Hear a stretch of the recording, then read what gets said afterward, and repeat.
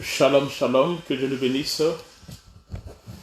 Nous demandons à tout le monde de se connecter, de faire signe de leur présence. C'est vrai qu'on a un grand retard de 8 minutes, mais nous sommes là. Que Dieu soit loué et que Dieu vous bénisse. Ceux qui sont en ligne, faites signe de votre présence et Dieu nous fera du bien.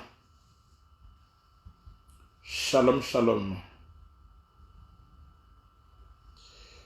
Connectons-nous, partageons la vidéo.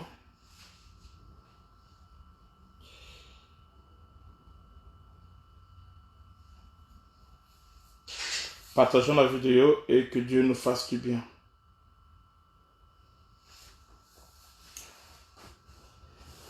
Partageons la vidéo et que Dieu nous fasse du bien. Shalom, shalom. Alléluia. On peut partager la vidéo rapidement. Que Dieu nous fasse du bien.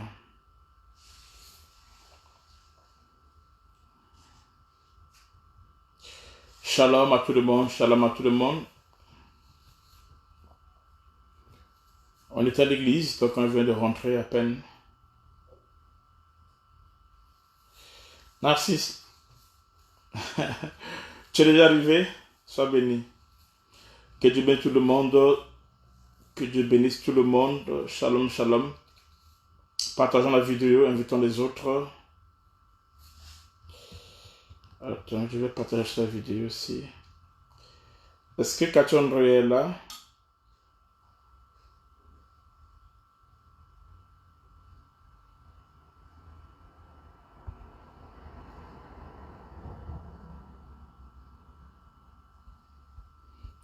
Papa Thierry, tu peux partager la vidéo?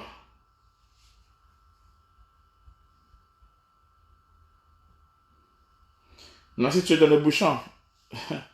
Mais je m'appelle d'arriver.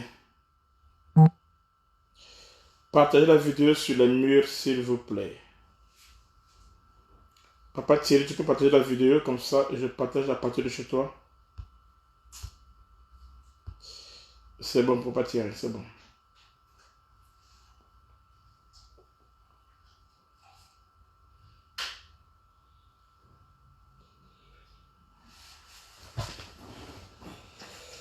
Ok. Que Dieu soit loué. Partagez la vidéo sur les murs, sur vos amis, tout ça là. Et nous allons commencer, qu'on a un petit retard, mais Dieu va agir.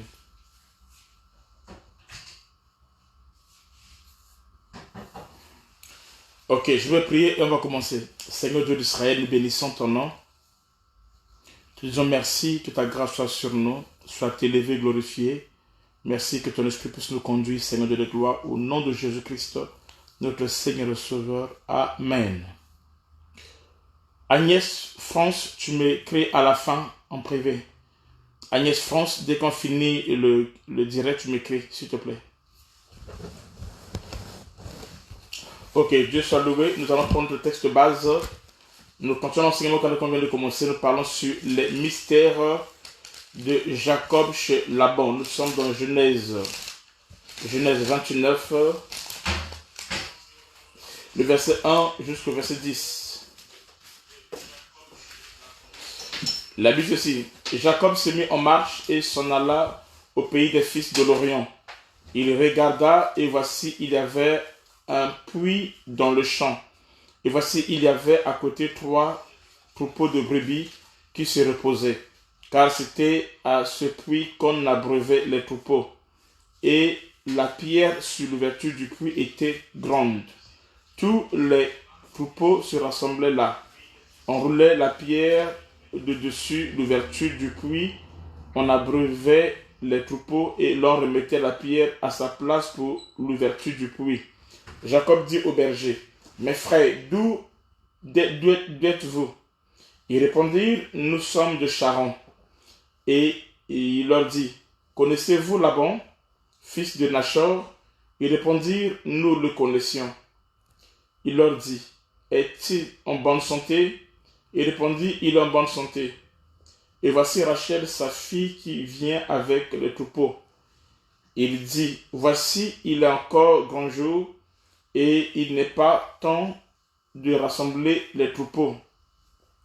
Abreuvez les brebis, puis allez et faites-les paître. Il répondit, nous ne le pouvons pas, jusqu'à ce que tous les troupeaux soient rassemblés. C'est alors qu'on roule la pierre là-dessus, l'ouverture, puis et l'on abreuve les brebis. Comme il leur parlait encore, et survint Rachel avec le troupeau de son père, car elle était bergère. Lorsque Jacob vit Rachel, fille de Laban, frère de sa mère, et le troupeau de Laban, frère de sa mère, il s'approcha, roula la pierre de dessus l'ouverture du puits, et abreuva le troupeau de Laban, frère de sa mère. Jacob baisa Rachel, et il éleva la voix et pleura. Jacob apprit à Rachel qu'il était parent de son père, qu'il était fils de Rebecca, et il courut l'annoncer à son père. Dès que Laban eut entendu parler de Jacob, fils de sa sœur, il courut au-devant de lui, il l'embrassa et le baisa. Et il fit venir dans sa maison. Jacob raconta à Laban toutes ces choses. Et Laban lui dit, certainement tu es mon os et ma chair. Amen. C'est de ça que nous allons parler. Et Dieu va nous faire du bien. Amen. On a commencé à parler avec vous déjà depuis hier. Nous avons expliqué de quoi est-il question. Il est question ici de l'arrivée de Jacob chez Laban, qui est son oncle, le frère de sa mère. Nous avons vu avec vous hier que quand le déplacement de Jacob vers le pays d'Orient, ça nous parle de Christ. J'ai expliqué ça en profondeur, parce que le pays de l'Orient, c'est le lever du soleil. Or, le lever du soleil n'est autre que Christ lui-même. Amen. Et quand Jacob arrive, nous avons vu avec vous que Jacob a rencontré 3 troupeaux de brebis. Amen. Et il y a eu un 4e troupeau de brebis qui est venu ensuite. Les 3 premiers troupeaux de brebis, nous avons dit, c'était les 3 différents groupes religieux que Christ a rencontrés à son arrivée. Amen. Donc, il y a les pharisiens, les scribes et les sadducéens. Mais par contre, il y a un 4e troupeau qui est venu, c'était celui de Rachel, de Laban. Et c'est à ce troupeau-là seul que Jacob va dérouler la pierre. Et c'est de là où nous sommes arrivés. Et là aussi, nous allons commencer. Amen. Donc, pour aujourd'hui, nous allons commencer par l'ouverture du puits au troupeau de Laban par Jacob. L'ouverture du puits au troupeau de Laban par Jacob. Soyez attentifs pour mieux me comprendre. Soyez attentifs pour bien cerner ce que je vais enseigner. Amen. C'est Jacob lui-même qui a ouvert à Rachel et à ses troupeaux l'ouverture du puits en enlevant la pierre qui était dessus.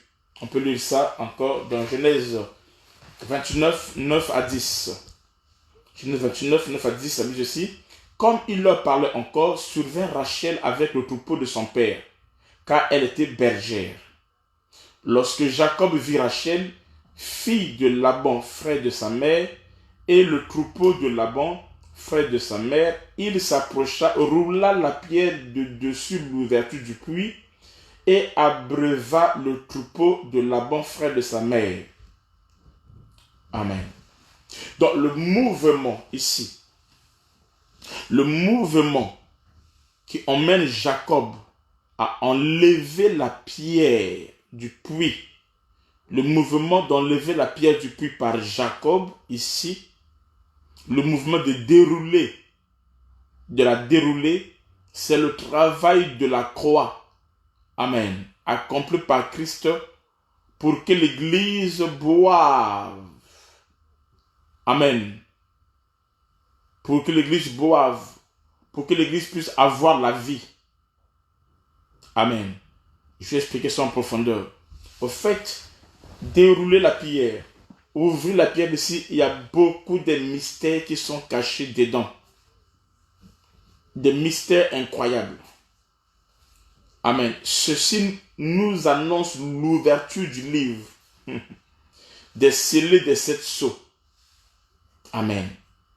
Ça nous annonce l'ouverture du livre des scellés des 7 sceaux. On aura un enseignement où nous allons parler sur les mystères des 7 sceaux de l'Apocalypse. On aura un enseignement où nous allons expliquer en profondeur les mystères, amen, des 7 sceaux de l'Apocalypse. Donc ceci annonce l'ouverture du livre scellé des 7 sceaux. Amen. Amen. Par Christ. Car lui seul était digne d'ouvrir et d'en rompre les sceaux. Amen. Le livre est scellé. Le pot était scellé. Il fallait ouvrir. Or, celui qui fait le mouvement d'ouvrir ici, là, Jacob, est l'image de Christ. Parce que Christ seul était digne. On cherchait quelqu'un qu'il fallait ouvrir. Il ne pouvait pas ouvrir. Mais Christ est venu. On va lire ça rapidement. Apocalypse 5, 1 à 5. Je lis ça sans profondeur. On aura un enseignement là-dessus en profondeur afin que vous compreniez les mystères de cette sceaux. Amen. Nous lisons dans Apocalypse chapitre 5, verset 1 à 5. La Bible dit ceci. Apocalypse 5, le verset 1 à 5. La Bible dit ceci.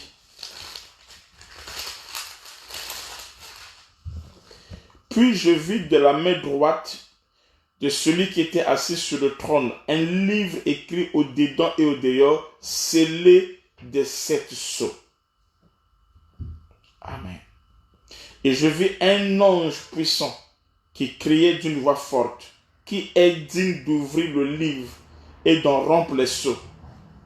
Et personne dans le ciel, ni sur la terre, ni sous la terre, ne put ouvrir le livre ni le regarder.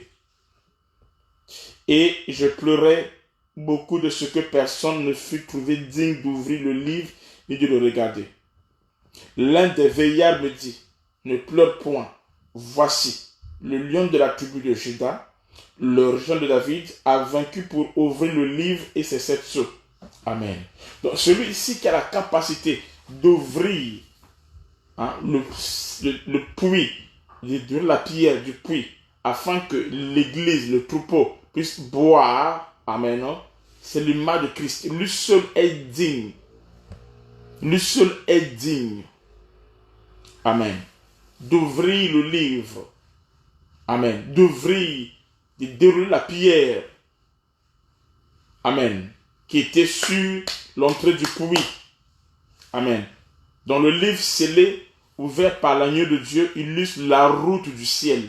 Lorsqu'on parle du livre scellé ici, je ne vais pas trop rentrer en profondeur parce qu'on aura un enseignement là-dessus. C'est-à-dire que lorsqu'on parle du livre scellé ici, ça nous parle. Lorsqu'on parle du livre scellé ici, ça nous parle de la route du ciel. Amen. Qui a été ouvert par le sacrifice expiatoire de la croix. C'est pour ça que je dis ceci, que ouvrir la pierre ici, c'est l'œuvre de la croix. Amen. Amen. Ce n'est qu'à la croix, amen, où le livre scellé a été ouvert par l'agneau, et cela nous parle de la route du ciel, amen, qui a été ouvert par le sacrifice expiatoire du Christ à la croix. Amen. Donc, que ce livre, le livre ici, ça nous parle du ciel. Le livre lui-même nous parle du ciel. On peut lire quelque chose dans Ésaïe 34, le verset 4. Ésaïe 34, le verset 4. Ésaïe 34, verset 4. Et puis tu peux lire la Bible. Ésaïe 34, verset 4, la Bible ceci. Toute l'armée des cieux se dissout. Les cieux sont roulés comme un livre. Et toute leur armée tombe comme tombent les feuilles de la vigne, comme tombe celle du figuier. Amen. Toute l'armée des cieux, les cieux sont roulés comme un livre. Et lorsqu'on parle du livre ici, on parle du ciel. Le livre ici, c'est le ciel. Et lorsqu'on parle d'ouverture du livre ici, on parle de l'ouverture du ciel. Donc une fois que le livre a été ouvert, alors le ciel a été ouvert. Donc il y a un chemin maintenant qui permet à ce que les hommes puissent quitter la terre pour aller au ciel. L'ouverture du livre, l'ouverture de la pierre qui scellait le puits, c'est l'ouverture du livre. C'est de cette sceaux. L'ouverture, c'est de cette sceaux, c'est ça l'ouverture du ciel. Ésaïe 34, 4 dit ceci, amen, que la Bible, amen, le ciel est comme un livre. Et quand on ouvre cela, ça nous donne le chemin qui nous conduit au ciel. Amen. Donc, là où la Bible dit que les cieux sont roulés comme un livre. Amen. Le ciel scellé, mais réouvert. Le ciel qui était scellé, le livre qui était scellé, mais réouvert. Amen. Cela aussi nous parle aussi le chemin de l'arbre de vie qui a été fermé, après ouvert. Ça nous parle sur le chemin qui conduit à l'arbre de vie qui a été fermé, mais après ouvert. On peut lire ça dans Genèse 3, verset 24, 22 à 23. Genèse 3, 22 à 23. La Bible dit ceci. Genèse 3, 22 à 23, la Bible dit ceci. L'Éternel Dieu dit, voici l'homme est devenu comme l'un de nous, pour la connaissance du bien et du mal, empêchant-le maintenant d'avancer sa main, de prendre de l'arbre de vie, d'en manger et de vivre éternellement. Et l'Éternel Dieu le chassa du jardin d'Éden, pour qu'il cultivât la terre d'où il avait été pris. C'est ainsi qu'il chassa Adam, et il mit à l'orient du jardin d'Éden les chérubins qui agitaient une épée flamboyante pour garder le chemin de l'arbre de vie.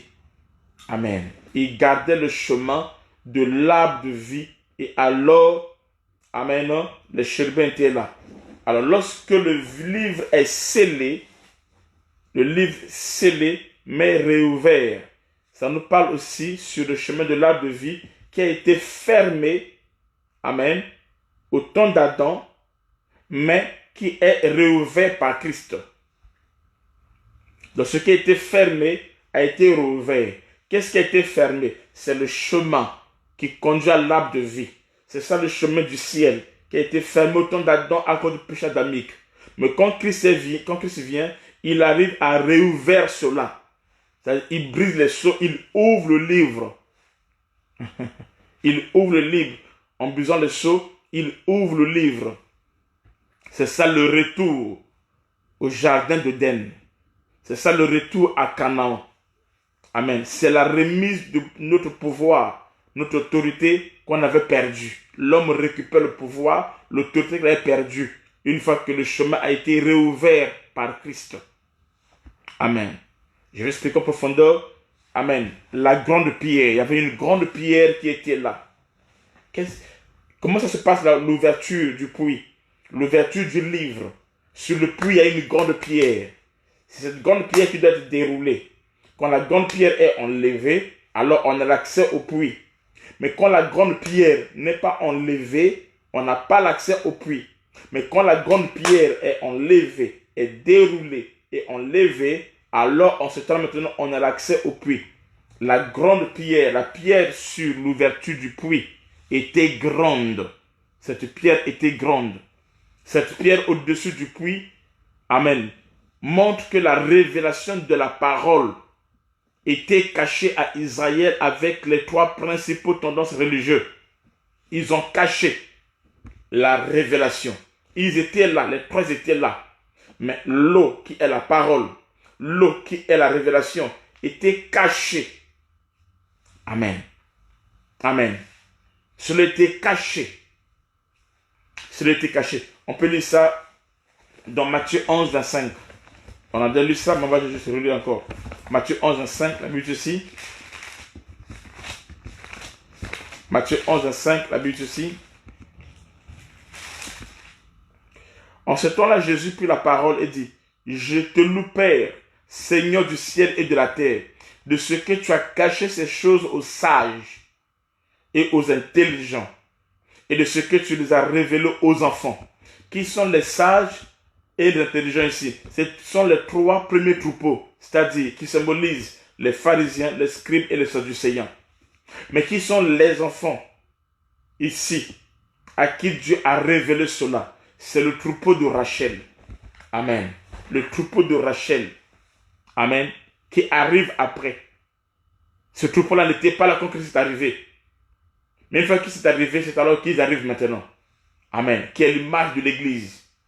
Et c'est ce troupeau-là. Amen. C'est pour eux que la pierre du dessus du puits, amen, sera déroulée. Amen. Quand on parle de la grande pierre ici, on parle de Christ.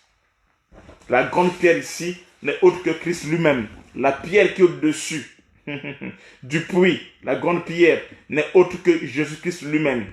On peut lire ça dans Actes des Apôtres, verset 11. Je vais prendre Acte 4, 11. Acte 4, 11.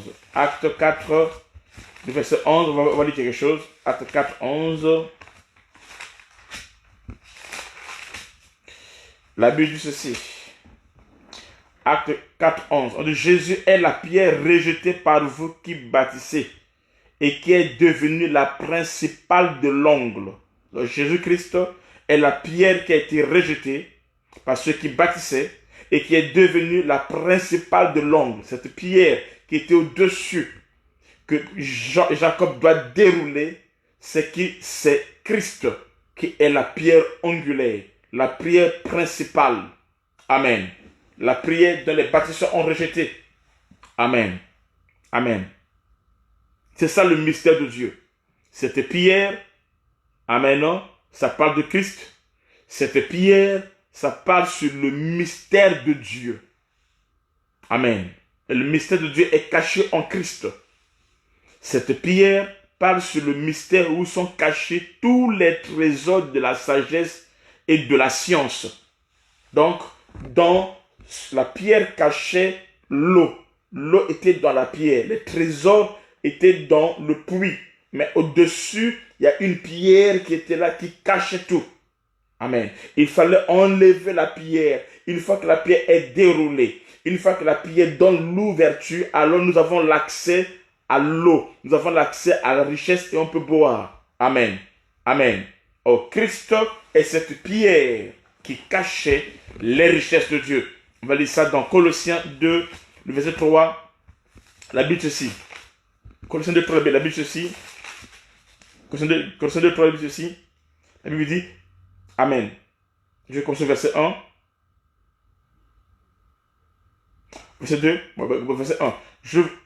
Colossiens 2, 1 à 3. Je veux en effet que vous sachiez combien est grand le combat que je soutiens pour vous et pour ceux qui sont à l'Odyssée et pour tous ceux qui n'ont pas vu mon visage dans la chair, afin qu'ils aient le cœur rempli de consolation, qu'ils soient unis dans la charité et enrichis d'une pleine intelligence pour connaître le mystère de Dieu. C'est quoi le mystère de Dieu? Savoir Christ. Amen. Le mystère dans lequel sont cachés tous les trésors de la sagesse et de la science. Les mystères dans lesquels sont cachés. Amen. Amen. Dans lesquels sont cachés tous les mystères. Amen. Tous les trésors de la sagesse et de la science. Amen. Donc en Christ, une fois qu'il est déroulé, alors nous avons l'accès. Amen. À la sagesse, à tous les trésors de la sagesse et de la science. Mais tant qu'il n'est pas déroulé, on n'a pas l'accès. Pour qu'on puisse avoir l'accès au mystère de Dieu, c'est-à-dire à tous les trésors cachés, amen, de la sagesse et de la science, amen, nous devons obligatoirement dérouler la pierre. Amen. La grande pierre ici, amen, amen, sous l'ouverture du puits, ça nous parle de la façon dont Dieu s'était caché pendant le temps de la loi. Pendant le temps de la loi, Dieu était là, mais il était caché. Amen. Il était caché. Et aussi grande la valeur du Christ pour notre salut, pour notre connaissance du vrai Dieu, pour avoir la vie éternelle. Dieu était caché pendant la loi. Il fallait que la pierre soit déroulée afin que nous puissions avoir l'accès. Amen. Amen. Au trésor caché de Dieu.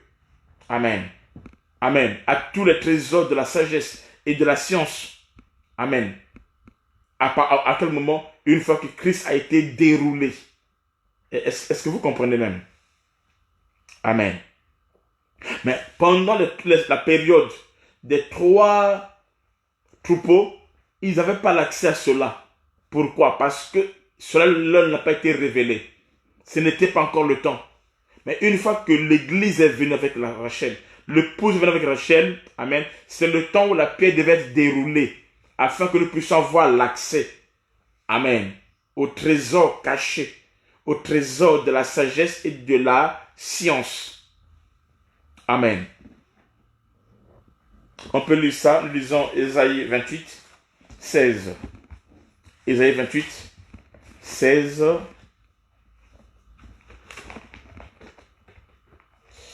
Ésaïe 28, 16. La Bible aussi.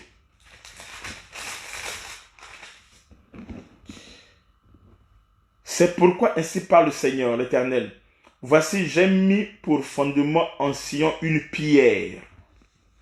J'ai mis pour fondement en Sion une pierre éprouvée, une pierre angulaire de prix, solidement posée. Celui qui la prendra pour appui n'aura point hâte de fuir. Amen. Celui qui la prendra pour appui, il y a une pierre que Dieu a mis en Sion, que Dieu a mis en Israël, que Dieu a envoyé dans ce monde. La Bible déclare, Amen. J'ai mis une pierre pour fondement. C'est cette pierre-là qui sert de fondement, qui sert d'appui. Amen. Qui sert de socle. Et la Bible dit, Amen, c'est une pierre qui est éprouvée. C'est une pierre angulaire de prix, solidement posée. Celui qui la prendra pour appui, cette pierre, n'aura point hâte de fuir. Alléluia. Et cette pierre dont parle ici, il est question que de Jésus-Christ de Nazareth. C'est lui qui est la pierre que Dieu a mis à Sion. C'est lui qui est la pierre, amen, que Dieu a mis pour servir de fondement à Sion. C'est lui qui est la pierre qui est éprouvée, une pierre angulaire de prix, de grande valeur, solidement posée. Amen. Quiconque, ce soir, je me dis à quelqu'un, quel que soit ce que tu traverses, prends cette pierre pour, amen, amen. Prends cette pierre pour appui. Amen. Et tu n'auras pas hâte de fuir la colère à venir. Tu n'auras pas hâte de fuir, amen, la marque de la bête. Tu n'auras pas hâte de fuir, Seigneur, l'esprit de célibat. Tu n'auras pas hâte de fuir les sorciers, les magiciens. Tu n'auras pas hâte de fuir, tu ne fuiras pas. Si la pierre là est de ton côté, tu ne fuiras pas la puissance de l'ennemi. Tu ne fuiras pas le monde des ténèbres. Pourquoi? Lorsqu'ils te feront la guerre, ils vont rencontrer cette pierre qui est solidement posée. Qu'elle soit solidement posée, la pierre, amen, a un grand prix, a dit Jésus-Christ. Amen. Quitte avec moi, amen.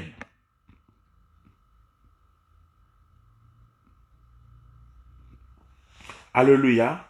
Cette pierre n'est autre que Christ. Dis-moi, quelle est ta pierre? C'est cette pierre-là dont Jacob, quand il fuyait son frère, il a pris une pierre, il a mis sur son cheveu pour dormir. Au temps normal, quand une personne prend une pierre pour dormir, ça va te casser le cou le matin.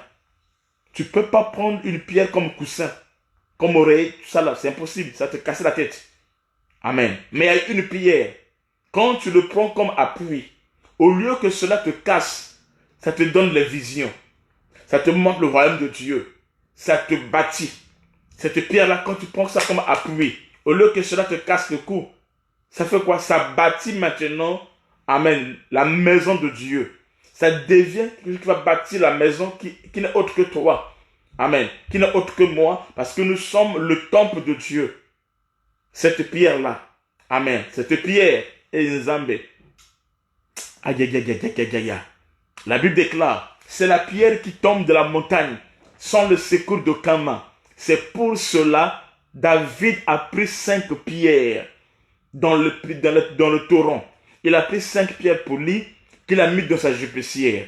Non, je vais poser une question. Je pose une question. Celui qui trouve ça, je lui donne 20 euros. Ma question est celle-ci. Pourquoi David a pris 5 pierres au moment que il va utiliser qu'une seule personne, il va utiliser une seule pierre contre une personne qui s'appelle Goliath. Mais pourquoi il a pris 5 pierres au moment que il va utiliser une pierre pour vaincre Goliath? Et les 4 pierres sont restées pour quelle raison? Qu'est-ce qu'il en a fait avec? Qui peut me répondre? Alléluia. Qui peut me répondre? Pourquoi David, il a fait qu'avec une personne qui s'appelle Goliath, et il va dans le torrent, il prend 5 pierres. Et avec les 5 pierres, pour vaincre Goliath, il a utilisé qu'une seule pierre. Et les 4 autres pierres, qu'est-ce qu'il a fait avec? Et pourquoi il a pris 5 pierres au lieu de prendre qu'une seule pierre? Quelqu'un peut me répondre? Alléluia. Est-ce que quelqu'un peut me répondre? Je parle de la pierre, de la grande pierre. C'est quoi cette pierre? Quelqu'un peut me répondre? Est-ce qu'un aigle peut me répondre? Ah, ma Maryse, tu mérites les 20 euros. Tu auras tes 20 euros ce dimanche, tu as gagné. C'était pour les frères de Goliath. Yes. Parce que Goliath, dans sa famille, c'était un nombre de 5. Amen. C'était pour les frères de Goliath. Donc, en tuant Goliath, il restait 4 frères. Il restait 4 frères.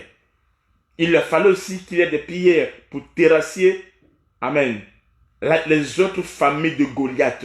Je dis à quelqu'un, tout Goliath qui se lèvera au devant de toi, la pierre que tu as, amen, la pierre que tu as te permettra de le détruire. Lorsqu'on parle de la pierre, on parle de la révélation. Amen. Goliath meurt par la révélation. Il n'y a que le réma qui peut tuer Goliath. Il n'y a que la pierre qui peut tuer Goliath. Il n'y a que le réma, la révélation qui peut tuer Goliath. Amen. L'ennemi est terrassé par la pierre. L'ennemi est terrassé par le réma. L'ennemi est terrassé par la révélation. La Bible dit ceci. Amen. Dieu dit, Jésus-Christ dit à Pierre. Amen. Il dit à Pierre, Pierre, dans le nom Pierre, sur cette pierre, au caillou. Amen. Je ferai quoi? Je bâtirai mon église. L'église est bâtie sur le caillou. Et lorsqu'on parle de caillou ici, on parle de la révélation, le réma. Et une église sans réma n'a pas la victoire. L'église est bâtie sur le réma. L'église est bâtie sur la révélation. C'est pour cela qu'on doit ouvrir le réma. On doit ouvrir la révélation. On doit ouvrir la pierre. Et une fois que la pierre est ouverte, lorsque le réma est ouvert, lorsque la révélation est ouverte, alors nous avons l'accès à l'eau. Ce qui nous fera ressaisir, étancher notre soif, c'est lorsque nous avons ouvert la pierre, lorsqu'on déroule la pierre, lorsque nous avons l'accès au réma, la révélation. Amen. C'est en ce temps-là qu'on peut boire de l'eau de la vie. On peut manger de l'arbre de vie. Nous avons l'accès au ciel. C'est ça le livre qui est en train de se dérouler. Amen. Le livre de cette sceau qui est en train d'être décelé. On verra ça toujours en profondeur. Alléluia. Cette pierre, cette grande pierre qui au-dessus n'était autre que le Seigneur Jésus-Christ. On va dire le texte encore, 1 Pierre 2, 6. 1 Pierre 2, le verset 6.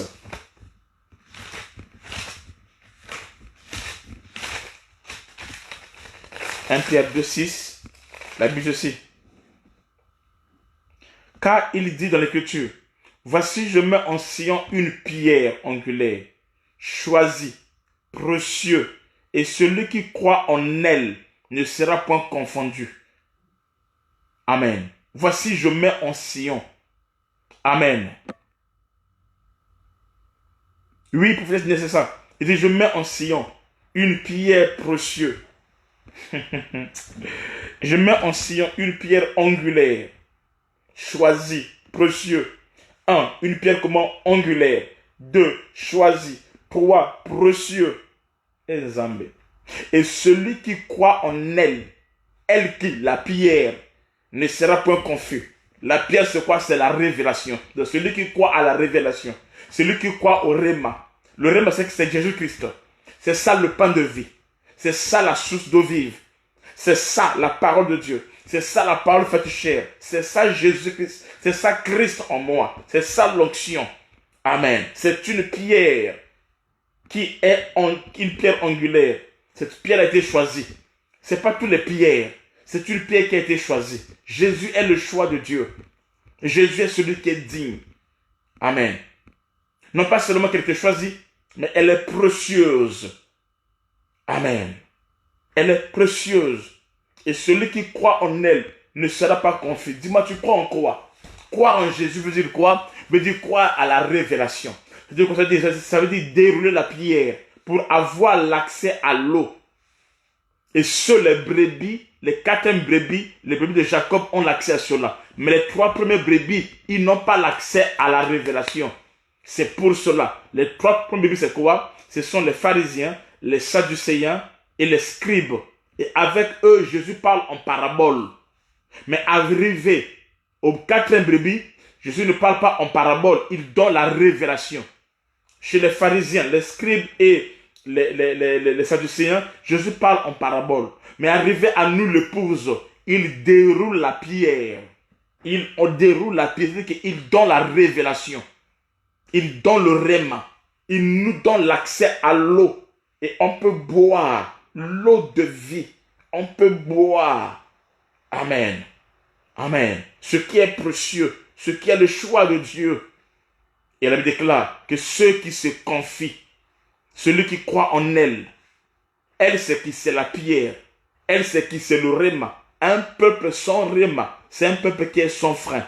Un peuple sans réma, c'est un peuple qui n'a pas de destinée. Un peuple sans révélation, c'est un peuple qui n'a pas d'avenir. Tu as besoin du réma de Dieu, tu as besoin, amen, c'est la parole de Dieu, tu as besoin que Christ soit révélé dans ta vie. Amen. Amen. Si dans une église, la lettre n'est pas expliquée, la parole n'est pas révélée, c'est que vous êtes dans les troupeaux, les 3 premiers troupeaux. Amen. Les sadducéens, les scribes et les pharisiens du temps moderne, du 20e siècle. Amen. Ils ont que la lettre. Ils ont que la lettre. Et ils n'ont pas le réma. Mais par contre, si vous êtes des 4e troupeaux, et que vous venez à Dieu, Jacob lui-même fait quoi? Va vous dérouler la pierre. Amen. Amen. Afin que vous ayez l'accès. Amen. Vous ayez l'accès. Amen. De boire. Les brebis qui sont rayées et tachetées ne sortent pas des 3 premiers troupeaux. Ils sortent de ce troupeau-là. Les brebis de Jacob sortent dans le troupeau de Laban. Dans le 4e troupeau. Et c'est là où il y a la gloire. C'est là où il y a la puissance. C'est là où il y a Dieu. Le réma de Dieu. La révélation de Dieu. Il faut que la pierre soit déroulée. Il faut que la pierre soit déroulée. Et que la gloire de Dieu puisse se manifester. Amen. On va lire un texte. Nous disons dans Proverbe 25, verset 2. Proverbe 25, verset 2. La Bible ceci. Proverbe 25, verset 2, la Bible ceci. Proverbe 25, verset 2, la Bible ceci.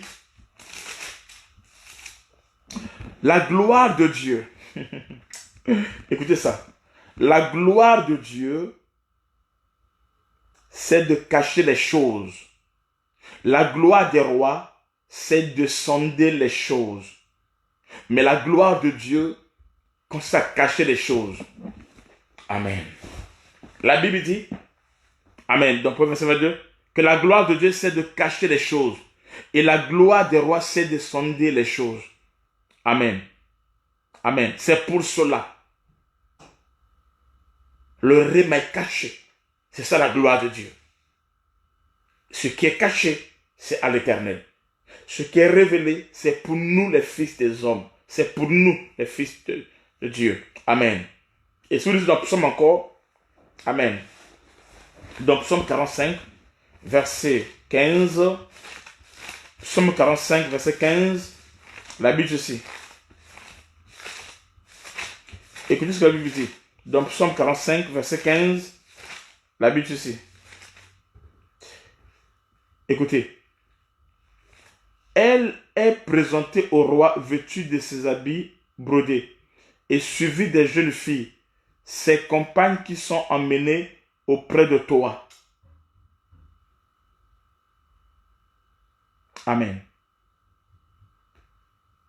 Attendez.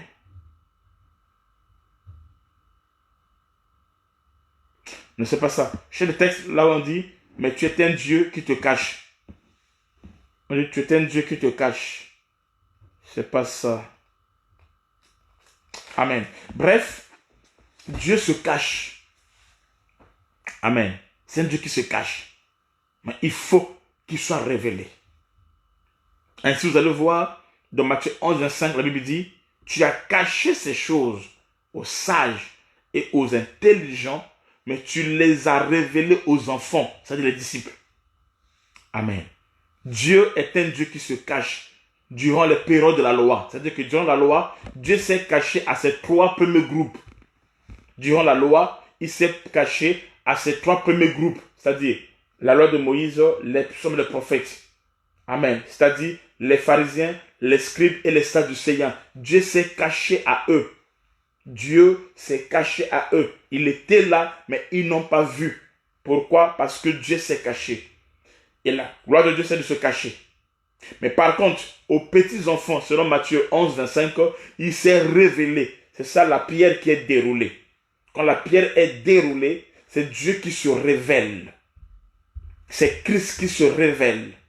C'est le Réma qui se révèle. C'est la révélation qui s'est manifestée. Amen.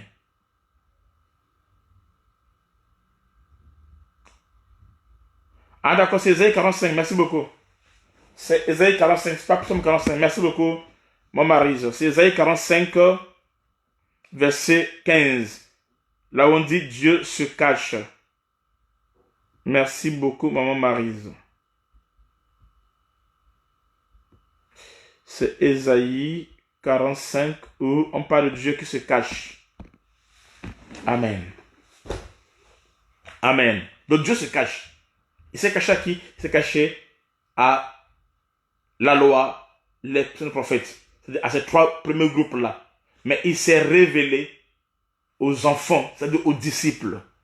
C'est pour ça que la pierre n'a pas été déroulée pour eux, mais la pierre a été déroulée pour les enfants, parce que pour eux, Dieu s'est caché, mais pour les brebis, le troupeau de Jacob, Dieu s'est révélé. C'est ça la pierre qui se déroule.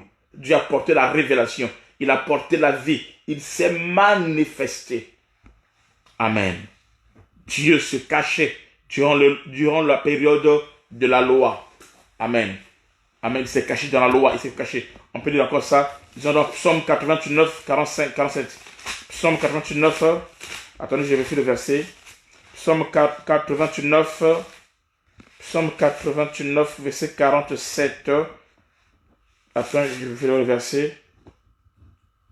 Ah oui, c'est ça. Psaume 89, 47. Jusqu'à quand l'Éternel te cachera-tu sans cesse?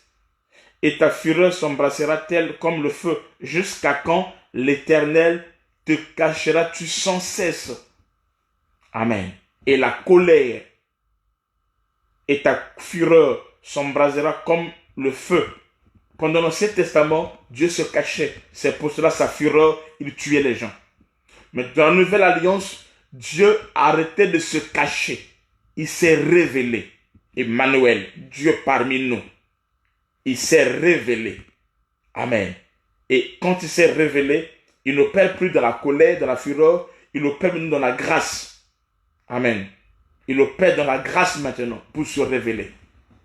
Ça, c'est la parole de Dieu. Donc, l'église prophétique, l'église du temps de la fin, c'est une église qui est révélée. C'est une église dont Dieu s'est révélé, dont Dieu n'est plus caché, mais dont Dieu s'est manifesté. C'est ça le déroulement de la pierre. Amen.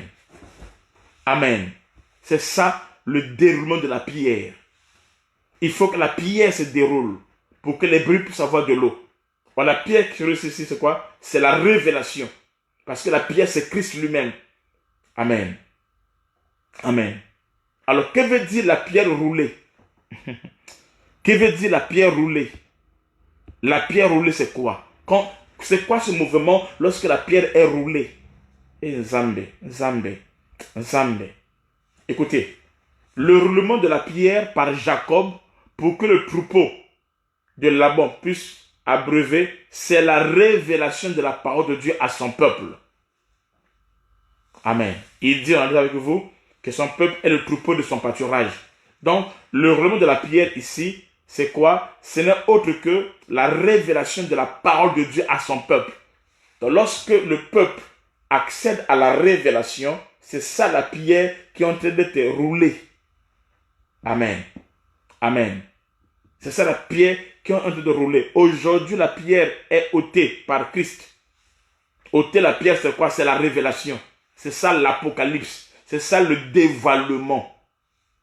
Amen. Amen. Quand Christ est ressuscité, là, il y eut un grand... Comment était ça? Je laisse ça. Amen. Celui qui dévoile, hein, le dévoilement ici, c'est la révélation du Fils de Dieu, qui est la pierre. Le roulement ou le dévoilement ici n'est autre que la révélation du Fils de Dieu, qui est la pierre, qui est le mystère de Dieu, où sont cachés tous les trésors de la sagesse et de la science de Dieu, selon Colossiens 2, 3. Amen. Amen. C'est pour cela, après la mort de Christ, l'ange est venu, il a déroulé la pierre. Qui est cet ange-là qui déroule la pierre? C'était Dieu lui-même. Il est la pierre et il est l'eau qui est dans le puits. Qui est la pierre? C'est Christ. Qui est Jacob qui déroule la pierre? C'est aussi l'image de Christ.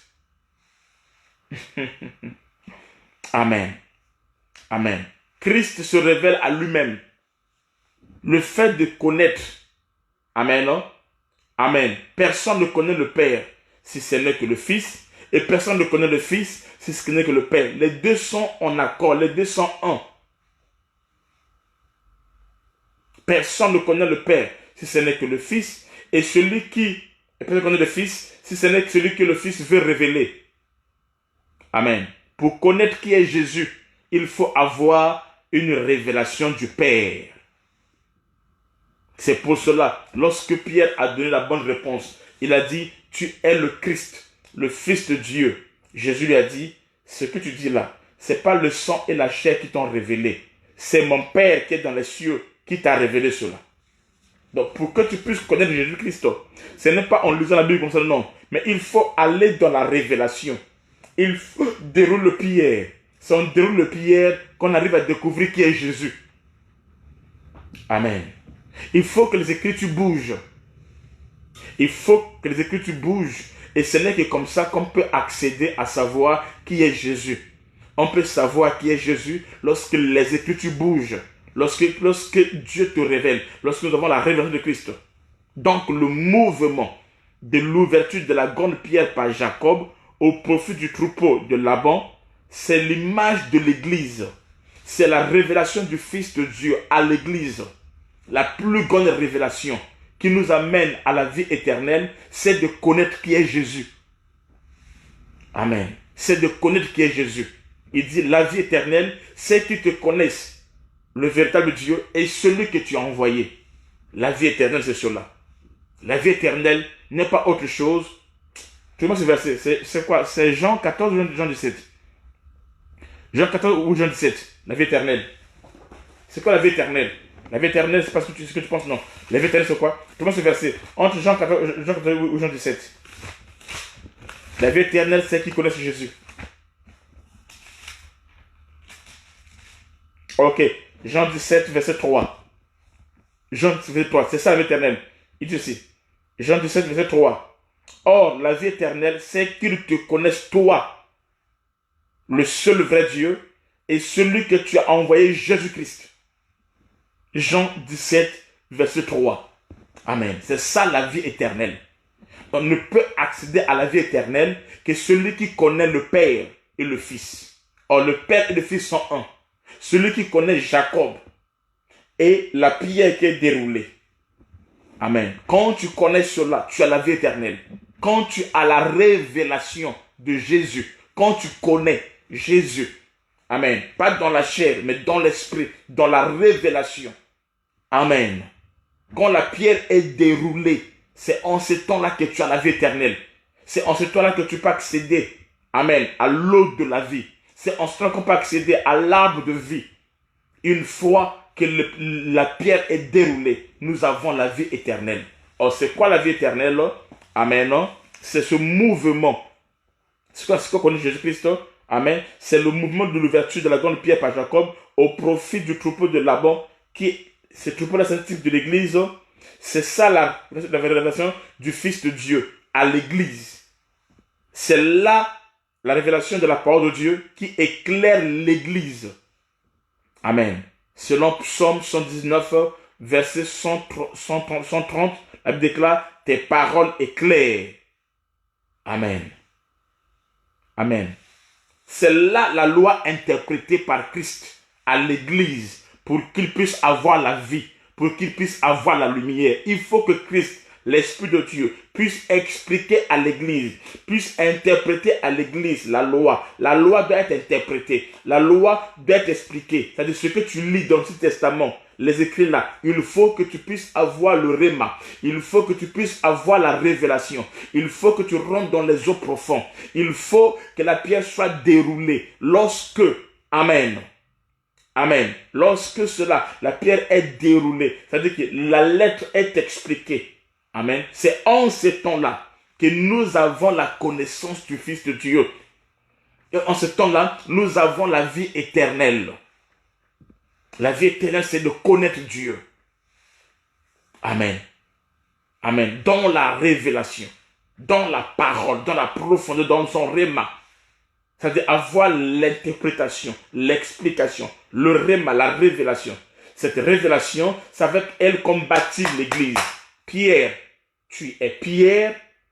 Sur cette pierre, dans le réma, je bâtis l'église. C'est-à-dire, je bâtis l'église sur la révélation du Fils de Dieu. Amen. Cette révélation, c'est quoi? C'est lorsque les lettres bougent. Lorsque la lettre bouge. Lorsque la lettre est expliquée. Lorsque la loi est révélée. La lettre tue. Mais c'est l'esprit qui vivifie. Lorsque l'esprit vient vivifier, donner la vie. Amen. Comme aujourd'hui, vous comprenez maintenant ce que signifient ces trois troupeaux. Et ce que signifie le quatrième troupeau. Et pourquoi la pierre est déroulée. Amen. Amen. Et alors, vous avez maintenant l'accès à la vie de cette écriture. Amen. Amen. Jacob a roulé. Amen. Donc, c'est quoi le réma? C'est la loi interprétée par Christ à l'église pour qu'elle puisse avoir la vie, la lumière. Jacob a roulé la pierre qui bouchait le puits d'eau pour que Rachel et le troupeau boivent. Amen. Il a roulé la pierre afin que Rachel et le troupeau puissent boire. Amen. Rachel est l'image de l'église corps de Christ.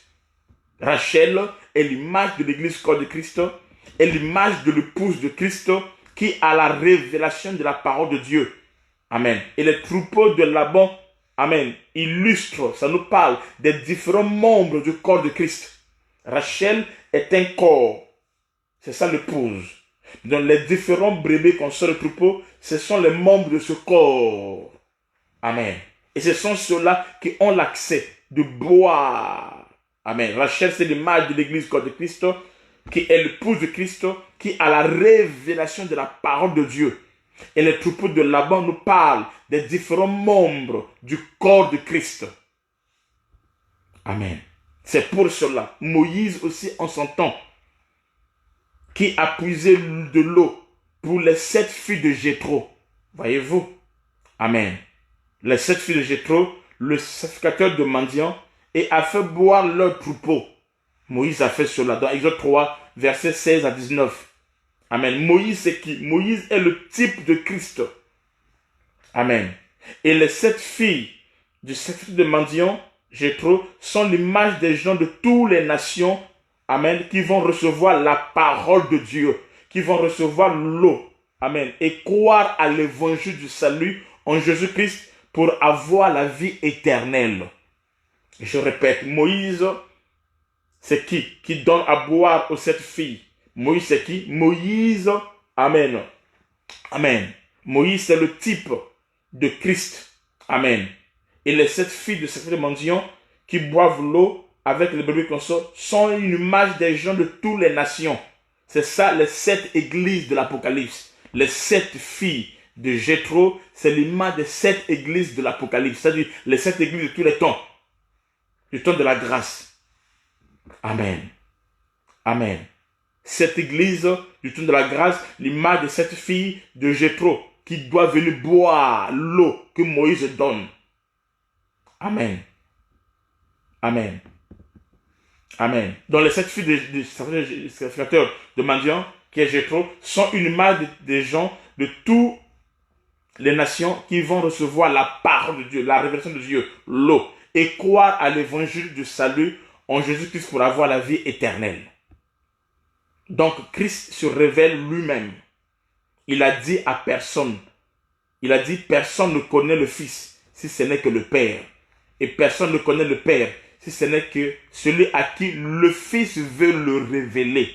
Il faut que le Fils te révèle que le Père. Emmanuel, Dieu parmi nous, c'est lui Jésus, c'est lui le Père. Pour connaître le Fils, il faut recevoir la révélation venant du Père. Amen. Luc 21. Dans Matthieu 11, plutôt Matthieu 11, 27. Matthieu 11, 27. La Bible aussi. Matthieu 11, 27, la Bible aussi. Ça, c'est la parole de Dieu. Hein? C'est pas... Non, ça, c'est la parole de Dieu. Matthieu 11, 27, la Bible aussi. Toutes choses m'ont été données par mon Père. Et personne ne connaît le Fils si ce n'est que le Père. Personne non plus ne connaît le Père si ce n'est le Fils et celui à qui le Fils veut le révéler. Il faut que le Fils puisse te le révéler. Comment? Lorsqu'il ouvre, amen, la pierre, alors tu as l'accès à la révélation. Amen. On prend encore Matthieu 16, 17. Matthieu 16, 17.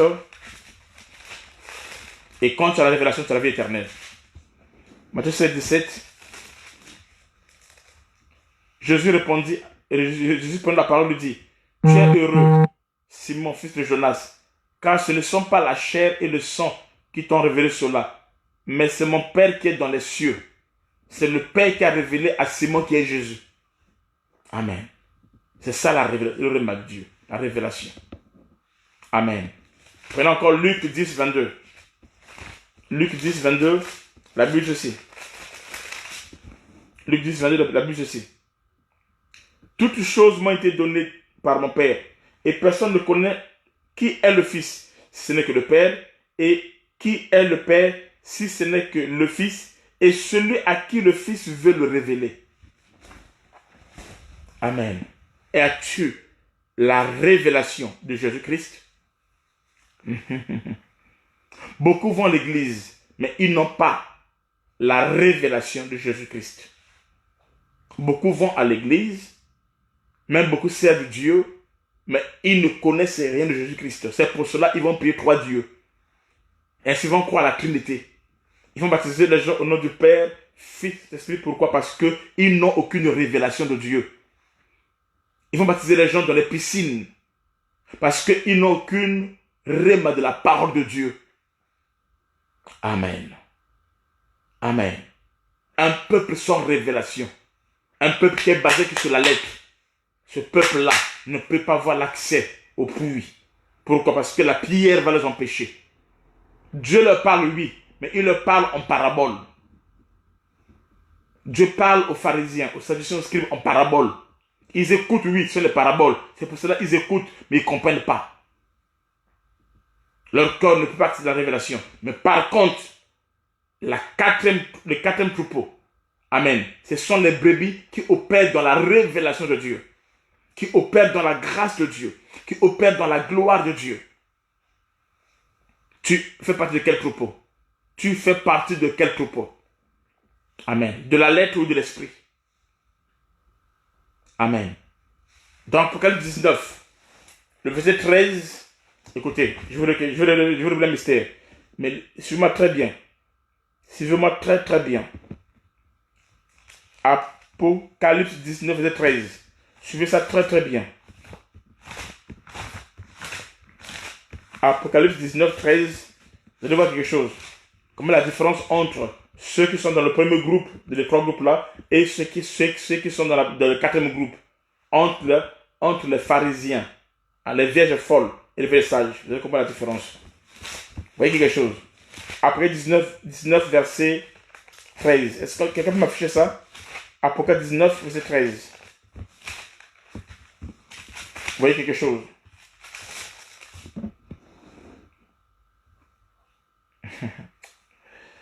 Est-ce que vous allez voir ça même? Apocalypse 19, 13. Est-ce que quelqu'un peut m'afficher ça? Affichez ça s'il vous plaît. Apocalypse 19, 13. Apocalypse 19, 13.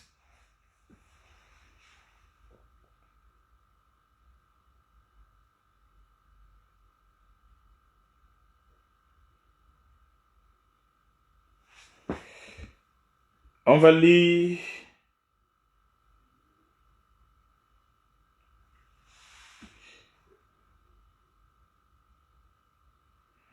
Apocalypse 19, 13. Non, je dis 19, 13.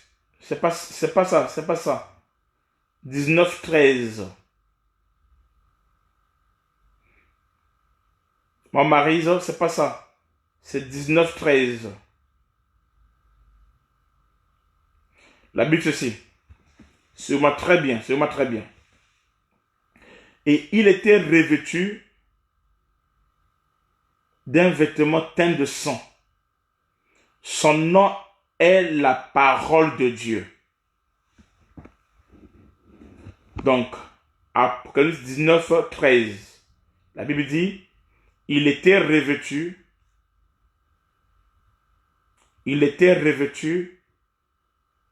d'un vêtement. Donc, il a un vêtement. Il a sa robe, il a son vêtement, et ce vêtement-là est un tête de sang. Et la Bible dit, son nom est la parole de Dieu. Apocalypse 19, verset 13. Ok? Retenez ça. Maintenant, prenons le verset 16. Même chapitre, verset 16. La Bible dit aussi. Il avait son vêtement. Oui, ça c'est le verset 13, Marie, on dit, il était revêtu d'un vêtement teint de sang. Son nom est la parole de Dieu. Ça c'est le verset 13. Maintenant, même chapitre 19, verset 16. Vous allez voir quelque chose. Verset 16, la Bible aussi.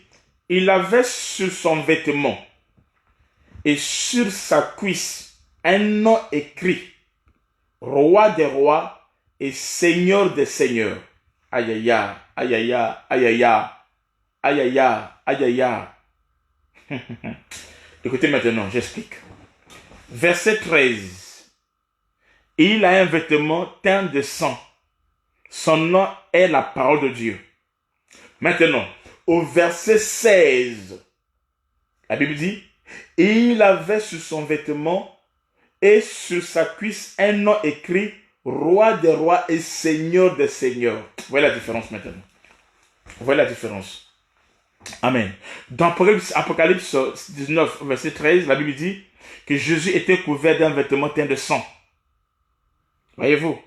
Maintenant, au verset 16, au verset 13, Jean a vu Jésus. Il a vu qu'il avait un vêtement teint de sang. Il a vu le nom, c'est quoi? C'est la parole de Dieu.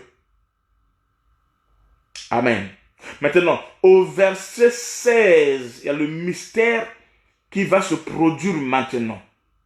Au verset 16, il y a un mystère qui va se produire maintenant. C'est quoi? Au verset 16, la Bible dit là qu'il avait sur son vêtement et sur sa cuisse un nom écrit.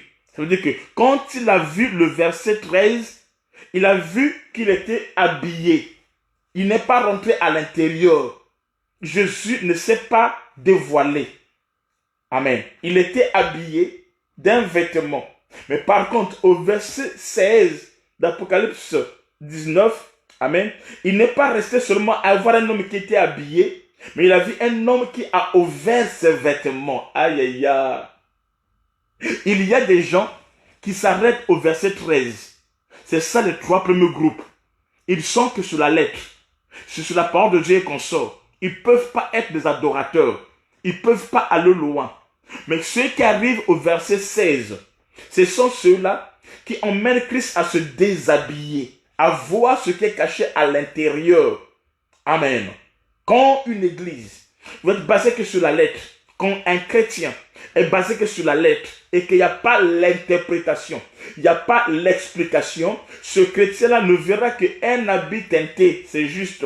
Et il n'y a que la parole qui te consomme. Mais lorsque vous allez, amen, au verset 16, lorsque vous allez dans le lieu très saint, dans la profondeur, et c'est là que vous allez voir la cuisse. Or, la cuisse, on ne la montre pas à n'importe qui, mais la cuisse, on montre la cuisse qui est à l'épouse. Ce n'est que l'épouse qui a l'accès de voir que celui-là qui est la parole de Dieu, c'est lui qui est le roi des rois, c'est lui qui est le Seigneur des seigneurs, et cela fait de toi un adorateur. Aïe, aïe, aïe, aïe. Ça fait de toi un adorateur. Tu peux comprendre Dieu. Non, ah là là. Parce que ceux qui sont au verset 13, ils voient que celui qui est mort à la croix, c'est ça le vêtement qui a le sang. Ils voient que celui qui est mort à la croix, ils prient que celui qui est le sauveur de toute l'humanité. Mais ils ne savent pas que celui qui est à la croix, il est celui qui occupe le trône, celui qui monte sur le trône, celui à qui revient l'adoration, celui à qui revient la louange. Je dis à quelqu'un, la croix, tout le monde connaît la croix, même les païens connaissent justement la croix. Mais le trône n'est pas donné à tout le monde. Si ce n'est qu'à l'épouse, celui qui sait qu'il opère comme roi des rois, seigneur des seigneurs, c'est celui-là qui a l'accès à la cuisse. Or, lorsqu'on parle de la cuisse, on parle de quelque chose qui est lié à l'épouse. C'est pour cela, lorsque Abraham voulait envoyer Éléazar aller chercher l'enfant pour son fils Isaac, il a rouvert les habits. Il lui dit, prends ta main, mets sur ma cuisse. Amen. C'est là où il se trouve le serment. C'est là où il y a l'alliance. C'est là où il y a l'engagement. C'est là où il y a la chose de Dieu. Je dis à quelqu'un, la lettre, c'est ça ceux qui sont au chapitre 13, au verset 13. Amen. Ceux-là ne peuvent pas aller loin. Mais par contre, nous, l'église du Seigneur, nous qui sommes dans la révélation, nous devons dérouler la pierre. On doit dérouler la pierre pour voir ce qui est caché à l'intérieur. Nous allons avoir l'accès à cela. Nous avons l'accès à la révélation. Et ceux qui ont la révélation, c'est ceux qui connaissent Dieu. Amen. Amen. Au verset 16, la Bible dit qu'il avait son vêtement, amen, et sur sa cuisse un nom écrit, le roi des rois. Ne peuvent lire ça. Ceux qui s'arrêtent à l'extérieur, ils vont vous dire que la parole de Dieu. Mais ceux qui vont à l'intérieur, qui déroulent la pierre, qui ouvrent l'habit, qui enlèvent cela, ce sont ceux qui vont accéder pour voir le nom qui est écrit sur la cuisse, le roi des rois, le Seigneur des seigneurs. Donc, le verset 16, la Bible ne dit pas, amen, la Bible n'a pas couvert la cuisse. Dans le verset 16, la cuisse n'est pas couverte. Dans le verset 16, la cuisse n'est pas couverte par l'habit. L'habit a été ouvert. C'est ça l'ouverture, amen, de la pierre, afin que l'épouse Rachel et les brebis puissent accéder à l'adoration, qu'ils deviennent des hommes et des femmes qui adorent Dieu. Alléluia. Amen. C'est qui le roi des rois, le Seigneur des seigneurs. Cela parle, amen, amen, qu'il s'est révélé. Amen. Le roi s'est révélé qu'il est le roi. Lui-même, il s'est révélé. Il a enlevé, il a ouvert son habit afin qu'on puisse voir ce qu'il y a à l'intérieur. Parce que la femme, amen, a l'accès, amen, amen, à la révélation. Amen. Le Seigneur des seigneurs, son vêtement cachait son nom. Son vêtement cachait son identité. Son vêtement cachait. Or, le vêtement qui cachait, amen, son identité, c'est l'ancienne alliance. Dans l'ancienne alliance, c'était la parole. Mais cette parole-là cachait l'identité. Mais dans la nouvelle alliance, nous devons ouvrir les Écritures pour voir ce qui était à l'intérieur. Amen. Amen. On peut lire ça. Nous lisons Exode 3, versets 15 à 16. Exode 3, 13 à 15 plutôt. Exode 3, 13 à 15. Exode 3, 15 à 15, la Bible ceci. Vous connaissez ça. Tu connais ça. Exode 3. Exode 3, 15, 13 à 15. On a déjà lu ça avec vous. On va juste relire la Bible ceci. Moïse dit, j'irai donc vers les enfants d'Israël et je leur dirai, le Dieu de vos pères m'envoie vers vous. Mais ils me demanderont, quel est son nom, que je leur répondrai-je. Amen. Quel est son nom? Dieu dit à Moïse, je suis celui qui suis. Et il ajouta, c'est ainsi que tu répondras aux enfants d'Israël, celui qui s'appelle je suis m'a envoyé vers vous. Amen. Il m'a envoyé vers vous. Dieu dit encore à Moïse, tu parleras ainsi aux enfants d'Israël, l'Éternel, le Dieu de vos pères, le Dieu d'Abraham, le Dieu d'Isaac et le Dieu de Jacob m'envoie vers vous. Voilà mon nom pour l'éternité. Voilà mon nom. Amen. Le nom était caché. Ça, ce n'est que l'habit. Ce n'est que l'habit. C'était caché. Amen. C'était caché. Ça cachait. Il cachait son identité. Il cachait ce qu'il est. Il cachait son identité. Son vêtement cachait son nom. Son vêtement, son identité. Donc, son alliance est cachée. Vous pouvez lire encore, vous pouvez lire encore très bien. Dans Juge, Amen. Dans Juge 13, 18. Juge 13, là-bas que vous allez voir, c'est encore merveilleux. Juge 13, 18. Juge 13, 18. Son nom était caché. Juge 13, 18, la Bible dit ceci. L'ange, non, je commence au verset 17. Et Manoach dit à l'ange de l'Éternel, quel est ton nom, afin que nous rendions gloire. Juge 13, 16 à 18. Juge 13, 16 à 18. Il dit,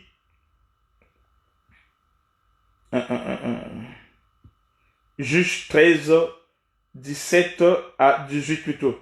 Manoach dit à l'ange de l'Éternel, quel est ton nom, afin que nous te rendions gloire quand ta parole s'accomplira.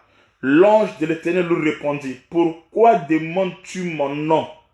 Il est merveilleux. C'est tout. D'autres textes disent, il est mystérieux. Ou c'est un mystère, c'est tout. D'autres versions disent, c'est un mystère. D'autres versions disent, il est merveilleux. Mais il cache, il ne révèle pas. C'est ça les vêtements. Amen. Amen. Maintenant, il y a des gens qui adorent ce Jésus. Amen. Ils s'arrêtent seulement sur ses vêtements. Tu ne peux pas le connaître. Tu ne peux pas savoir son identité. Tu ne peux pas aller en profondeur. Et si tu ne vas pas en profondeur, tu n'as pas la vie éternelle. Pour que tu puisses avoir la vie éternelle, tu dois le connaître. Tu dois le connaître. Vous allez remarquer, quand nous allons commencer à parler sur l'adoration, je vais prendre tous les noms. Ça nous prendra peut-être 3-4 mois. Je vais prendre tous les noms pendant 3-4 mois. Je vais expliquer nom par nom. Tu vas voir que ce Jésus que tu as adoré, tu ne le connaissais pas réellement. Et ça va t'ouvrir les yeux. Tu deviendras un adorateur.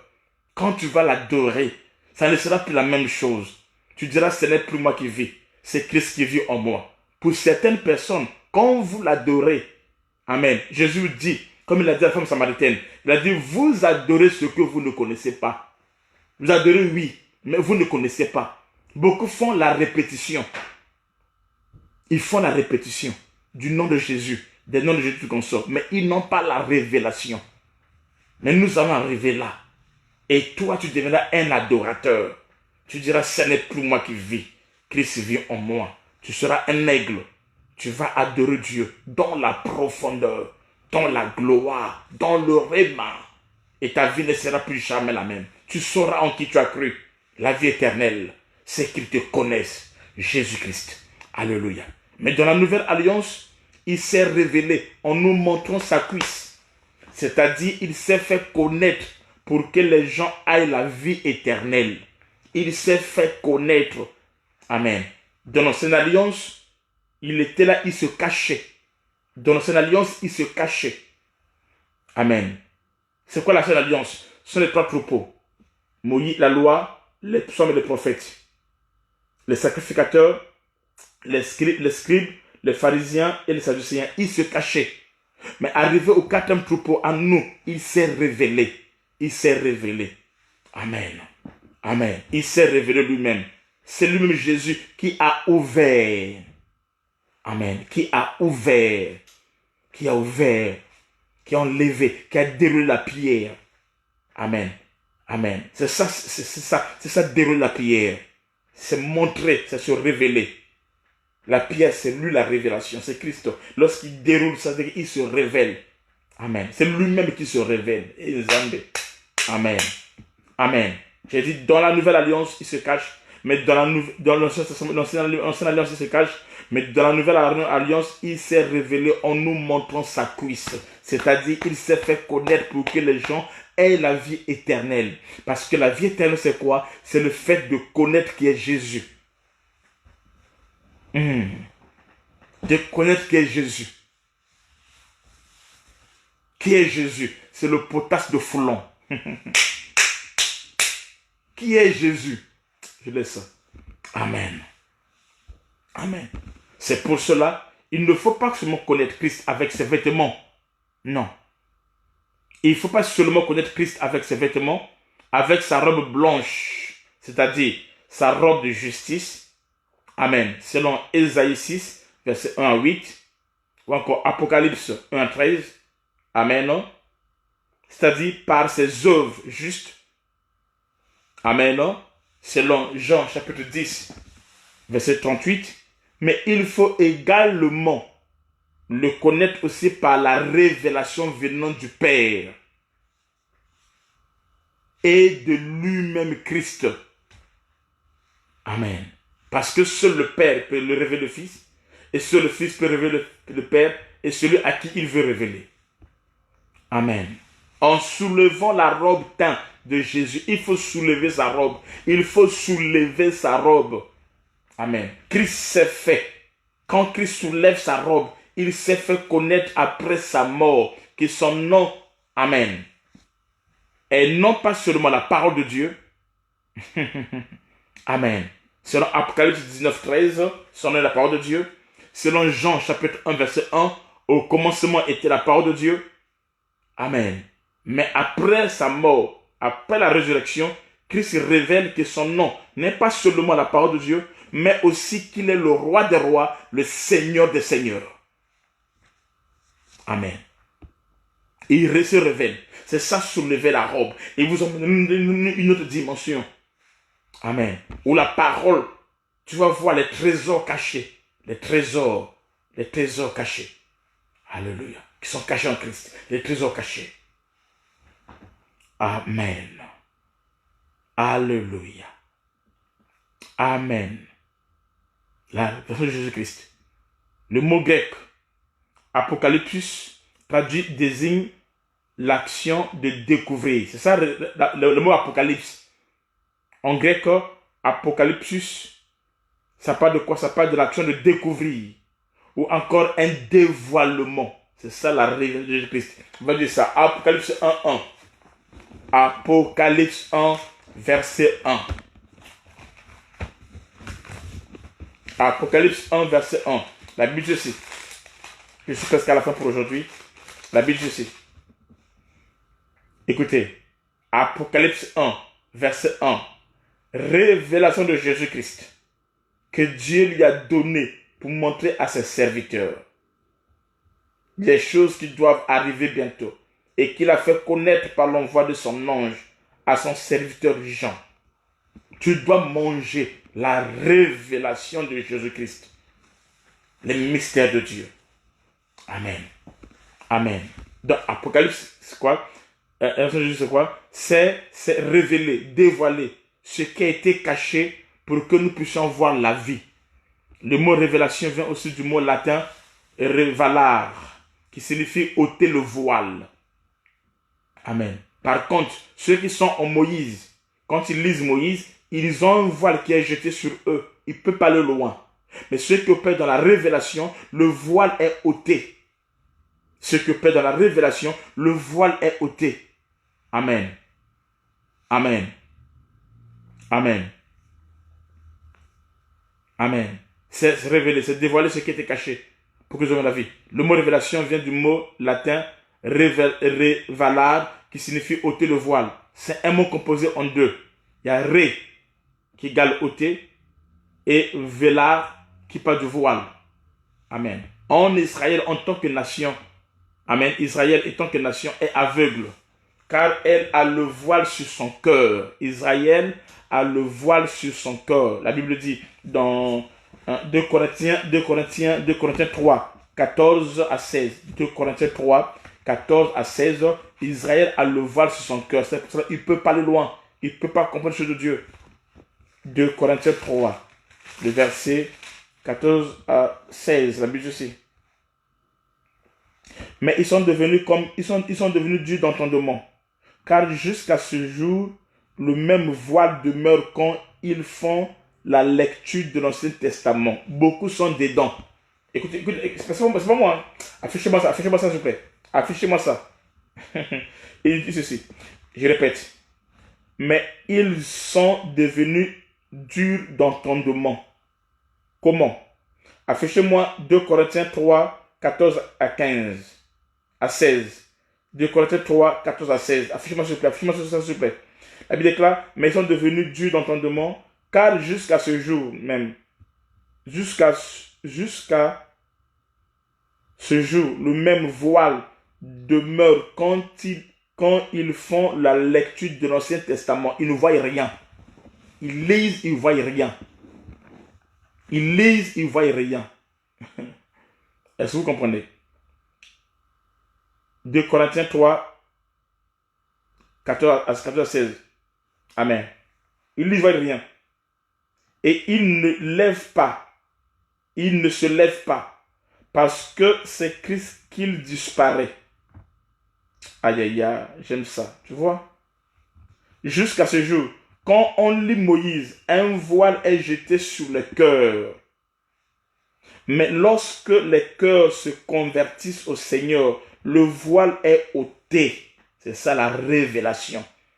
Quand tu lis que des histoires, quand tu lis la Bible, que des histoires, l'histoire de Jacob, qui est allé chez Laban, qui sont que des histoires, tu as encore le voile. Tu as encore le voile. Tu as encore le voile. Tu as encore le voile. Mais lorsque les cœurs se convertissent au Seigneur, le voile là est ôté. Quand tu lis, tu ne vois plus les histoires. Tu vois Jésus-Christ. C'est ça la pierre qui est déroulée. Alléluia. C'est ça la pierre qui est déroulée. C'est pour cela que tu dois être connecté à ces enseignements afin que le voile soit ôté de tes yeux et que tu voies la révélation. Que la Bible ne soit plus pour toi un simple livre de l'histoire qui parle des histoires des enfants d'Israël et qu'on son nom, mais que la Bible devienne pour toi une lettre d'amour, une révélation, un réma, une lettre de Dieu. Écoutez, je vais continuer. Mais lorsque les cœurs se convertissent au Seigneur, le voile est ôté. Ma prière, mon travail ici, c'est que le voile soit ôté. Quand tu lis la Bible, que tu rentres dans la révélation. Amen. Que tu rentres dans la révélation, que tu aies la compréhension des choses de Dieu. C'est ça la prière qui s'ouvre. C'est ça la prière qui est en train de s'ouvrir afin que tu puisses avoir l'accès au trésor caché de Dieu. Amen. Jusqu'à ce jour, le même voile demeure quand on fait la lecture de l'Ancienne Alliance. Il ne se lève pas parce que c'est en Christ qu'il disparaît. Amen. Jusqu'à ce jour, quand on lit Moïse, un voile est jeté sur le cœur.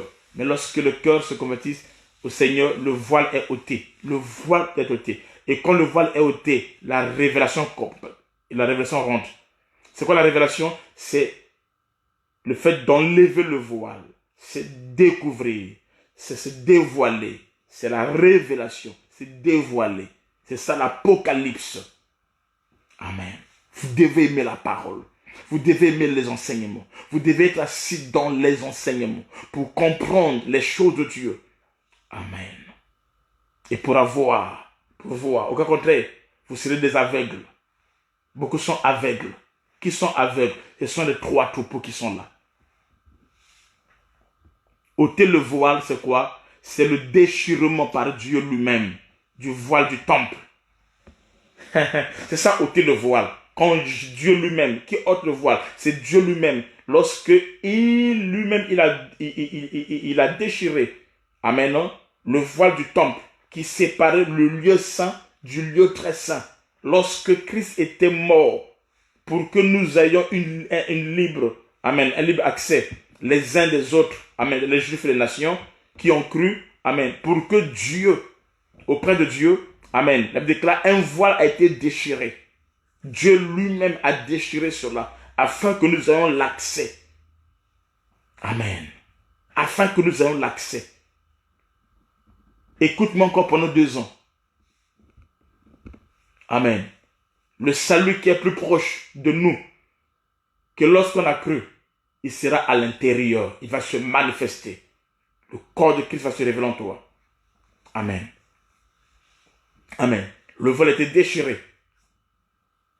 Déchiré. Matthieu 27, verset 51. Quand Christ est mort, le voile a été déchiré. Ce voile qui est déchiré, c'est ça la révélation. C'est ça l'amour de Dieu. C'est ça la grâce de Dieu. C'est ça Moïse qui est tombé, la loi qui est tombée, afin que je rentre dans la révélation, que j'ai l'accès au lieu très saint, que je quitte l'extérieur, que je rentre au lieu très saint. Amen. Matthieu 27, verset 51. Matthieu 27, le verset 51. Vous devez aimer la parole. Vous devez suivre les enseignements. Vous devez croire en cela, marcher. Et alors vous allez voir ce qui devient dans votre vie. Matthieu 27, le verset 51. La Bible dit ceci. Et voici le voile du temple se déchira en deux, depuis le haut jusqu'en bas. La terre trembla, tout ça, on va se toujours en profondeur. Amen. Vous pouvez lire encore Ephésiens 2, 18. Ephésiens 2, 18. Écoutez ce que la Bible dit. Ephésiens 2, 18. La Bible dit ceci. Alléluia. Ephésiens 2, 18. La Bible dit ceci.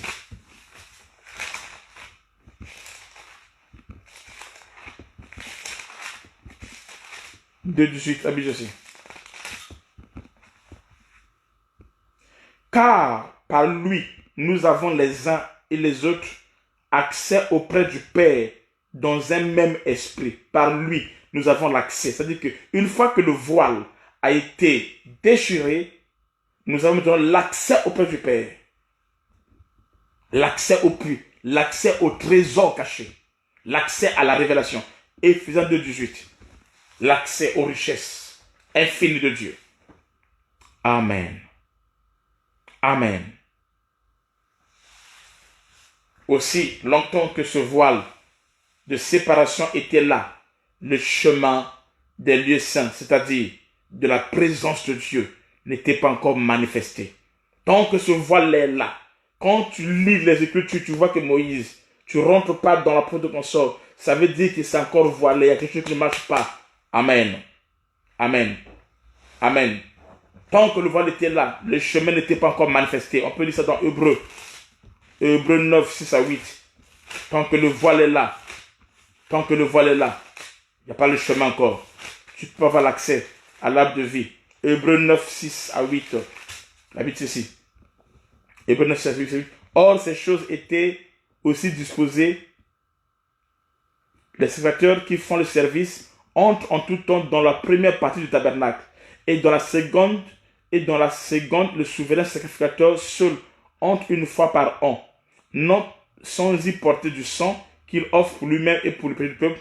Le Saint-Esprit montrait par là que le chemin du lieu très saint n'était pas encore ouvert, tant que le premier testament subsistait. C'est une figure pour le temps actuel, où l'homme présente des sacrifices et des sacrifices qui ne peuvent rendre parfaite sous le rapport de la conscience de celui qui rend ce culte. Vous comprenez? Mais une fois que le voile a été déchiré, nous avons eu l'accès. Nous avons eu l'accès.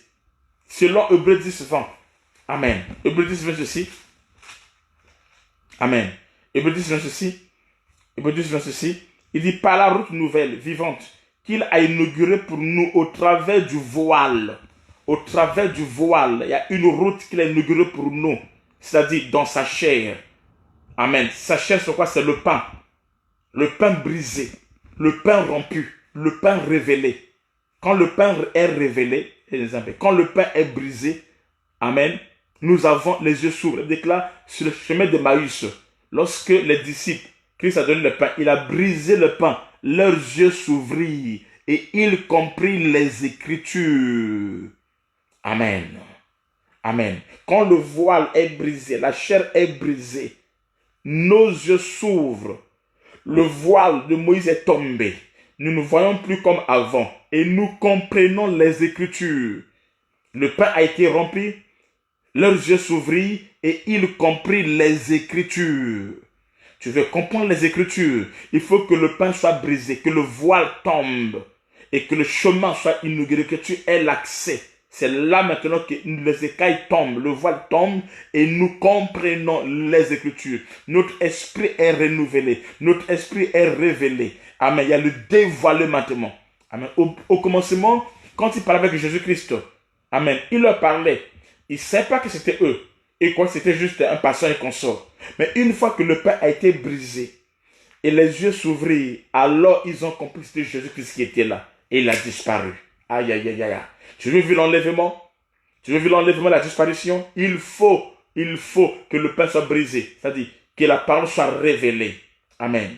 Et en ce temps-là, le voile est tombé et nos yeux s'ouvrent maintenant. Et là, l'enlèvement se fait. Amen. Amen. Amen. Amen. Amen. Selon, donc, tel était encore le cas pendant la vie de Jésus-Christ sur la terre, car le voile n'a pas été déchiré qu'au moment de sa mort. C'est ce qu'on vient de lire de Matthieu, verset 51. Amen. En d'autres termes, avant l'œuvre de la croix, l'accès au lieu saint nous était fermé avant l'œuvre de la croix. Mais depuis que l'œuvre de la rédemption est accomplie, amen, tous les rachetés ont une pleine liberté. Nous avons une pleine liberté pour entrer dans le lieu saint. Amen. Par le sang de Jésus-Christ. Pourquoi tu t'arrêtes qu'aux prophéties? Pourquoi tu t'arrêtes que à la délivrance, aux choses liées à la chair, au mariage, tout ça là? Non. Il y a des richesses, des trésors auxquels Dieu nous a donnés. Et l'accès est libre. Tu peux entrer là-bas. Nous pouvons entrer dans la révélation de Dieu. Amen. Et vivre la gloire de Dieu. Amen. Amen. Donc depuis le de la rédemption, amen, est accompli, tous les rachetés ont une pleine liberté pour entrer dans le lieu saint. Amen. Par le sang de Jésus-Christ. Et cela par le chemin nouveau et vivant. C'est ce que dit Hébreux 10, verset 20, 19 à 22. Amen. Un chemin nouveau et vivant. Amen. Amen. Qui nous est ouvert à travers le voile, c'est-à-dire à travers sa chair. C'est-à-dire apparaît à travers la chair, quand on parle de la chair de Jésus, on parle de la parole, le pain rompu, le pain brisé, la parole révélée. C'est-à-dire le rocher ouvert, déroulé. Le dévoilement est comme ouvrir le rideau. Amen. C'est quoi le dévoilement? J'explique d'une autre manière. Le dévoilement, c'est comme ouvrir le rideau dans la scène d'un théâtre pour qu'on voie ce qui est caché derrière le rideau. Quand on fait un théâtre, on met d'abord un rideau. Tant qu'il y a le rideau là, il n'y a rien. Maintenant, pour qu'on puisse accéder au théâtre et qu'on sort, ils font quoi? Ils viennent, ils ouvrent le rideau. Amen. Ils ouvrent le rideau. Amen. Dès qu'ils ouvrent le rideau, alors nous avons l'accès maintenant à la scène du théâtre qui était cachée derrière le rideau. Il y a des gens qui sont dans la salle, ils voient que le rideau. Quand tu n'as pas la révélation de la parole de Dieu, quand tu ne perds pas la parole de Dieu, tu es semblable à quelqu'un qui est à l'église, oui, mais devant toi, il n'y a que le rideau, il n'y a que la lettre. Tu connais que la lettre, la couleur, avec la lettre, tu consors. Mais celui qui ouvre, donc qui déroule la prière, le voile est déchiré. C'est celui-là qui a l'accès maintenant au théâtre, la scène et tout ce qu'il faut là est caché derrière. Amen. Ainsi, la révélation et la prophétie est une lampe qui brille dans les ténèbres. Ésaïe 8, verset 20. Amen. 1 Pierre 1, 19 au verset 20. Amen. Donc, c'est le mot d'un livre qui auparavant a été cacheté, mais qu'aujourd'hui est dévoilé. Nous avons reçu la révélation de la loi pour avoir la vie qui est l'eau, amen, au vers du puits. L'eau ouverte, c'est ça la vie. L'eau ouverte, c'est ça la vie. Et nous devons avoir l'accès à l'eau ouverte. On fait comment? En ouvrant par la révélation. Amen. Mais Israël et ses trois tendances sont restés dans l'endurcissement. Comme on a vu ça dans 2 Corinthiens 13 et 3. Amen. Ils sont dans l'endurcissement. C'est pour cela, amen. Les ministres de Dieu, les hommes de tout cela, faisant abréger le troupeau du Christ pendant qu'il est encore temps, car le puits est ouvert. Depuis l'œuvre de la croix, le puits est ouvert. Amen. Mais arrivera un temps où le puits sera fermé. Le puits est ouvert. Nous avons accès à la révélation. Mais arrivera un temps, le puits qui est ouvert sera fermé. C'est-à-dire, ça sera la fin du temps de la grâce. C'est la fin de la grâce. Pour que Dieu nous bénisse, on a partagé quelque chose d'important. Que Dieu soit loué et que la grâce de Dieu soit sur nous au nom de Jésus-Christ. On se voit demain. Demain à 5h00, nous sommes connectés. Ok? Et ensuite, à 20h00, nous continuons l'enseignement. Je crois de tout mon cœur, nous sommes bénis. Nous sommes bénis aujourd'hui et Dieu nous a fait du bien. Que la grâce soit sur nous au nom de Jésus-Christ. Amen. On se voit demain. N'oubliez pas et Dieu nous bénira. Nous avons nos cultes en repris. On a culte à Lille les mercredis, vendredi, samedi, dimanche. Amen. Mercredi, vendredi, c'est à Lille, c'est de 18h à 19h. Samedi, c'est de 16h à 18h. Dimanche, c'est de 9h à 12h. Et à Paris, notre culte, mardi et jeudi, là je suis rendu le culte, mardi et jeudi, c'est de 18h00 à 19h00, mardi et jeudi. Et les dimanches, amen, c'est de 18h et c'est de 15h à 18h. Dimanche, c'est de 15h00 à 18h. Amen. Demain, nous allons continuer encore. Nous allons rentrer dans les profondeurs. Nous allons petit à petit rentrer dans les profondeurs et Dieu nous bénira. Aimez la parole. Vivons la parole. Soutenons la parole. Pratiquons la parole. Entrons dans la révélation. Amen. Là où l'aiglon devient l'aigle royal. Soyez bénis. Shalom. À demain 5h00 pour notre rendez-vous avec le bishop Damien. Shalom. Ok, à Lille. Mais c'est ça, mardi, vendredi, samedi, dimanche. Ok, c'est ça. Ok, shalom, au revoir.